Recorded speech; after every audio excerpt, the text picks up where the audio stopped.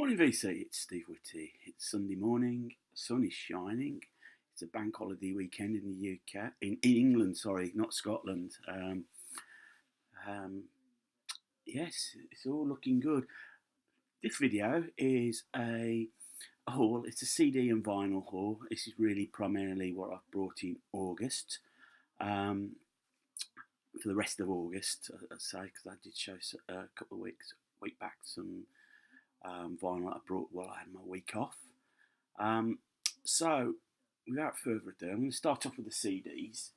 And I went I mentioned in my last vinyl haul video about a project by me called the Jericho Project, where they recycle and sell used furniture, electrical goods. It's used as a training scheme. But I did get a couple of albums there, but also have a lot of CDs there, and most of it's general CDs. But out of the ones I got, I did manage to get myself 3 CDs there. And the first one I picked up was Interpol's Antics album. Which way to hold it? Which is probably their best album by far.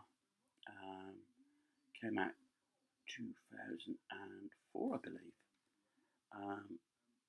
It contains exclusive video, audio, and more via open disc technology. So I think it was one of those you put in your PC and you'd get videos and the like. How times have changed. Carrying on with my more cheaper kick at the moment, this is their Parts of the Process, which is their greatest hits CD.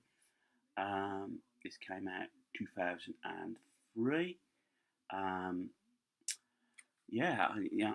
pleased I've found this now. It's sort of completes. If I do find any more CDs or albums that are cheaper, I will pick them up. But to have an overview, excellent. I'm really pleased to find that.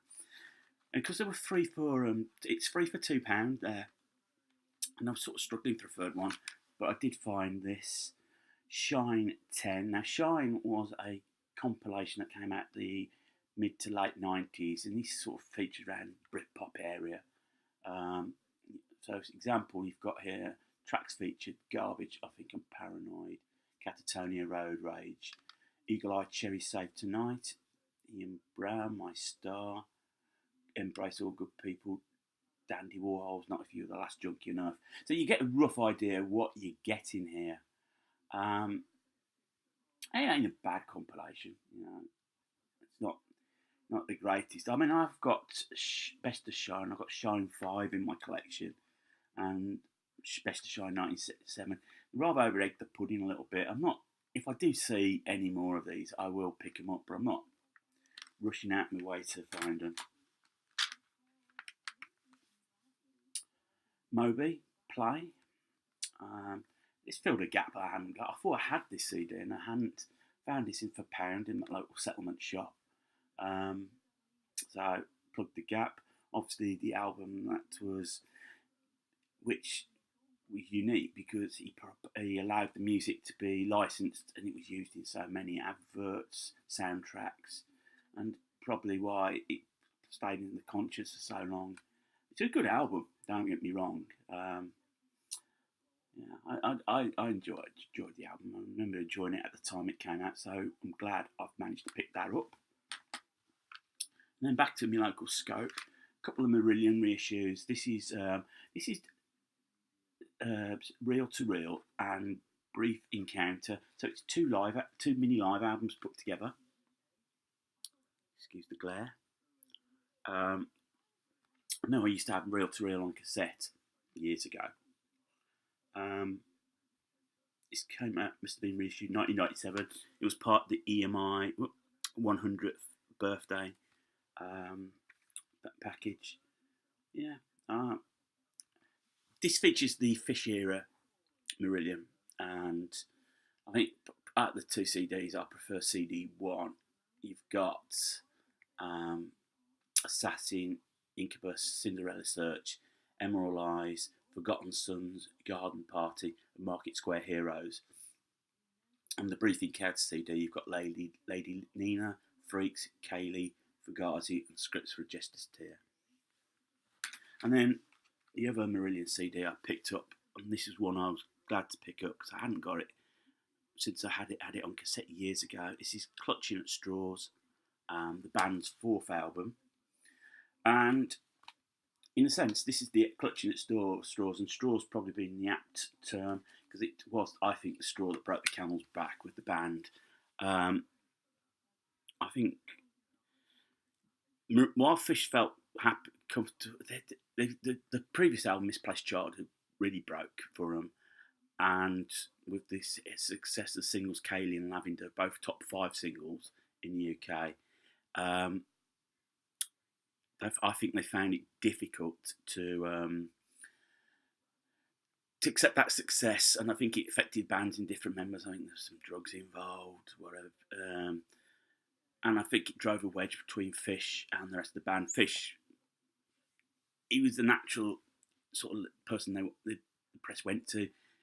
Being the singer, normally it is, but he's also quite a towering presence. I think he's 6'7", and he's very well spoken, articulate, and this album sort of like reflects on the fact that success isn't what it is, and ultimately, the year after this came out, 87, 1988, Fish had left the band. So you've got the whole album on disc 1. Disc 2, you've got alternate versions and previously unreleased demos. So really pleased to find this. It's a really good album. I'm glad I got this. It's worth reevaluating. If you are a fan of Marillion, it's worth checking out. So those were the CDs. So I'll move now to the vinyls. Now, where I work with a guy. He used to play in a band, and he knew I collected vinyls. He said, "Well, I've got some spare." We made some in the late 80s, some 12-inch singles, and he even got played by John Peel. And in fact, in one of the John Peel biographies, he is pictured wearing the band's T-shirt, and that band is Dan Dare's Dog. And this is a 12-inch EP, full track. It's called it's the No EP. And the guy I work with is the bass player, Simon Ward. It's good. It's very much of its time. It's like late 80s indie. I've heard worse. I thought it was good. My particular favourite on this track is Keep Your House in Order. Don't go looking for it on Discogs. It's not listed. I've tried to list it and it ain't there. So yeah, I'm pleased that I was given this. It was kind of him to give it me. Maybe he's got quite a few in his loft somewhere, but yeah, happy to have this. This is not bad at all. Going back to the purchases, in the pound bin of my local record store, I managed to find a copy of this, Animals. Most of Animals. I think this will please Lise. And it's got all the stuff, what you should expect. House of the Rising Sun, Bring It On Home to Me. We've got to Get Out of This Place. But also some stuff I've never heard before, like their version of Roadrunner, Hallelujah, I Love Her So, for Miss Colker. It just filled a gap. Certain bands that hadn't got any albums for, any recorded products. So pleased to get that for £1. Also, I got for £1 honourable mention. I got a copy of this, Little Feat, Down on the Farm. Now, this album came out in 1979, I believe just after Lowell George had died, and it was during this recording this album where Lowell George basically sacked the band. He'd had enough of them. I think he had enough with certain members who were probably thought musically better than what they thought they were. So the album was left pretty much unfinished, and he went off and started doing his solo stuff. And then he died. So the band got back together and completed really the rest of the album for it to come out. Actually, it's a good album. I mean, obviously, I'd probably need to listen to more Little Feat because I can't really judge them on this album because they're hinted it might be unfinished and whatever. But yeah, I enjoyed that. It's a good album. Wants me to check out some more Little Feat.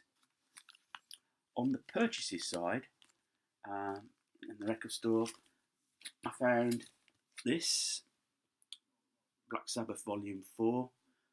You've got the reverse colour on the back. On the NEMS label. Really good. Really pleased to have found this. Yeah, it's a good. I enjoyed it. It's a good little album. It's a good album.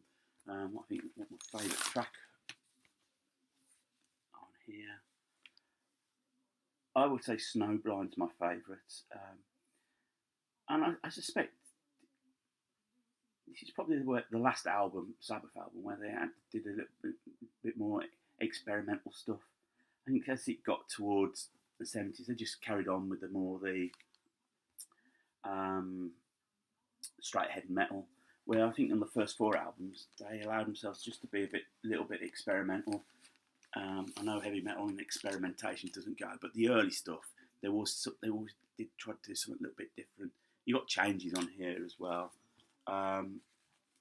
which is quite a reflected track really, and probably apt track at the time because when you join a band, that band becomes successful, you do change. It doesn't matter. Success and money changes you. It doesn't matter what you might think. You might feel you've not changed, but people view you changing as though you've grown a second head or something like that. So, yeah, I'm pleased to have picked that album up. What I was really pleased to find for £15 was an original copy of The War, and the reason it's for only £15, I think somebody spilt their coffee on it, and it is a bit loud. There's sort of like some noise on the vinyl, but it plays. It doesn't scuff or anything like that. And I'm sure you've all seen what The War looks like. There you go, the Gerald Scarfe artwork. I think whoever owned it originally did their own little bit of graffiti with a pen mark on it. Try and test my pen out, but one of my favourite albums of all time, The War. The subject matter sort of, I think, reflected Roger Waters' mood. I mean, he was so committed to it. I mean, yes, it did break the band. Obviously, Rick Wright was sacked during the recording of it, and he carried on playing as a sort of paid session musician for the rest of the album and the tour. And it was joked that, ironically, he was the only member of Pink Floyd that made any money out of The War when it first came out. I can't say enough about this album. It's just one of these classic albums that I think, if you're a serious music fan, that you should have. And then to close, the Beatles collection came through my next 2 LPs. So Volume 12 is With the Beatles, and this came out in 1963. There you go. I've got no complaints about this time. Beautiful pressing. When I was reading the booklet that came with it, what surprised me was that With the Beatles is the 3rd biggest selling Beatles album in the UK. Only Abbey Road and Sgt. Pepper have sold more.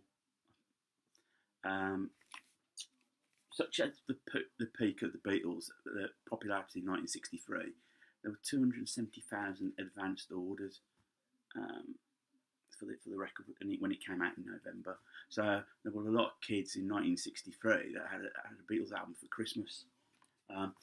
You've got on here, It Won't Be Long, All I've Got to Do, All My Loving, Don't Bother Me, Little Child, Till There Was You, Please Mr. Postman, Roll Over Beethoven, Hold Me Tight, You Really Got a Hold on Me, I Wanna Be Your Man, Devil in Her Heart, Not a Second Time, money. That's what I want, and it sort of reflects their live act a little bit at the time. Obviously, there's more Lennon McCartney songs in there. George, Don't Bother Me, submits his first song, recorded song for the Beatles. I Want to Be a Man, which Ringo sings, and ended up being released as a single by the Rolling Stones. It's just a great album. Which reflects the Beatles at that point in their career. Volume 13, and this is partly one of the reasons why I signed up to do the Beatle vinyl collection. It's the first anthology album. It's a triple album.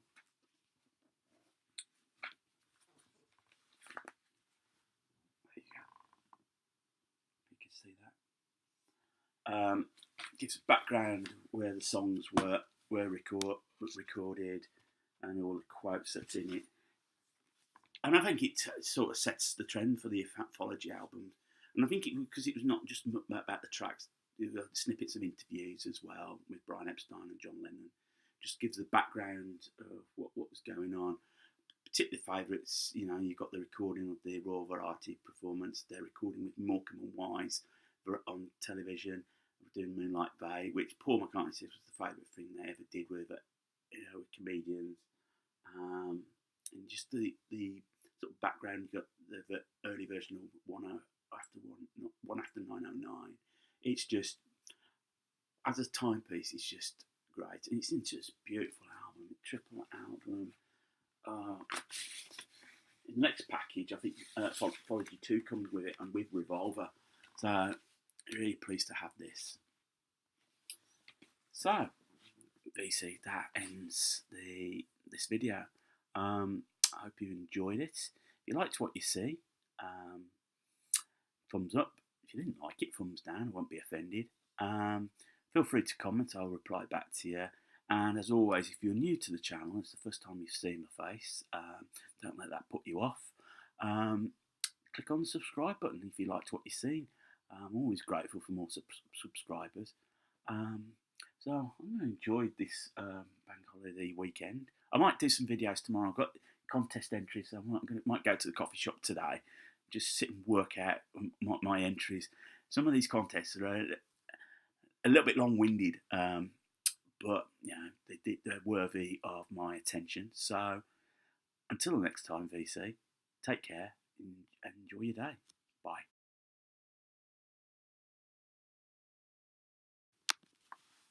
I am VC. This is a little postscript to my video. In my excitement, I didn't get myself prepped properly. Here's one more album I want to show you.